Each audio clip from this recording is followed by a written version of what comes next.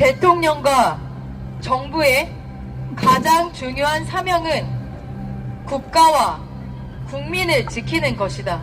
그래서 나는 과거 한나라당 대표 시절에 노무현 정부가 국가보안법을 없애겠다고 했을 때 주의의 만류에도 불구하고 추운 겨울에 장외 집회를 이어나간 것이다.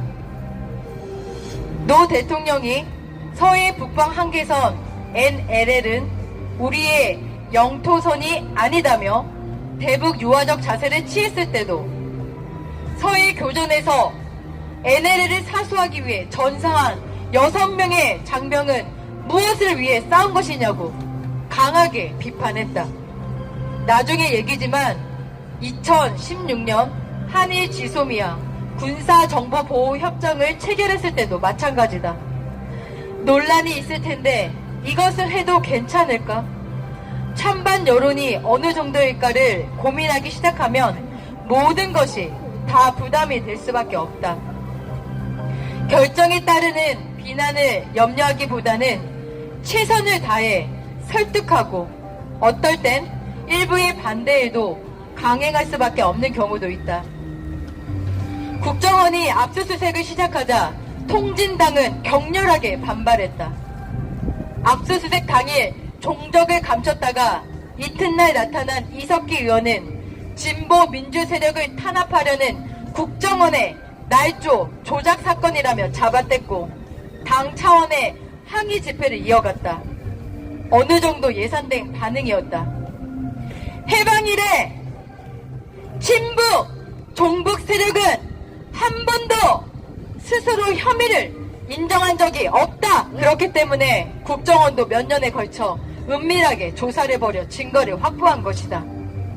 법무부는 통합진보당 소속 국회의원의 의원직 상실, 정당 활동 정지 가처분 등을 청구하면서 이석기 의원이 주도하는 혁명적 급진 민족해방 NL 세력이 과거 민족민주혁명당 민혁당 시절에 종북 이념을 통진당에서 유지하고 있고 그 목적이 북한의 대남 현명 전략과 같다고 밝혔다.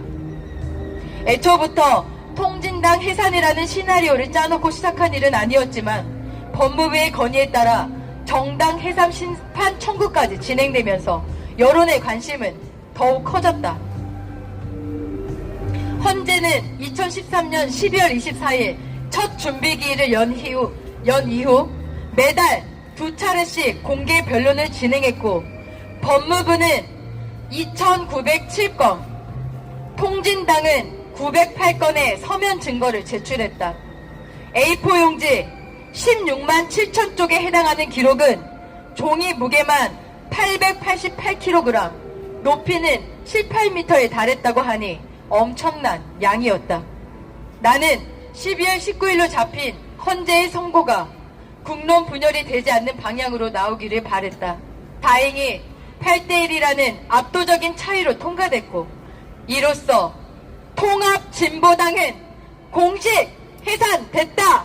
대한민국 체제를 전복하고 북한식 사회주의 체제 건설을 위한 활동을 전개하는 정당을 자유라는 이름 아래 방치하는 게 타당한 일인가?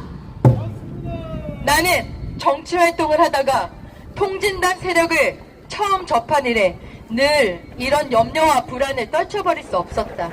그래서 헌재가 통진당의 공식 해산을 선고하면서 비로소 큰 짐을 내려놓는 기분이 들었다.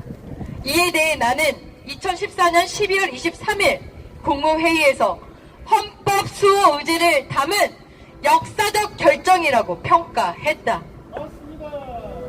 나는 이듬해 신년 기자회견에서도 진보 보수 간 서로 상대를 인정하고 의견을 교환하면서 조화롭게 가는 노력도 필요하지만 그런 노력도 자유민주적 기본 질서를 지키는 범위 내에서 해야 한다. 북한은 아직도 우리를 위협 중이고 남북 대치 상황인데 이런 상황에서 우리 정체성까지도 무시하고 북한을 추종하는 세력은 용납될 수 없다고 생각한다고 강조했다. 국민들의 생각도 다르지 않았다. 통진당 해산 이후 중앙일보가 2014년 12월 19일에서 20일 전국 성인 남녀 1000명을 대상으로 벌인 여론조사에서 통진당 해산에서 찬성한다는 답변은 63.8%였다.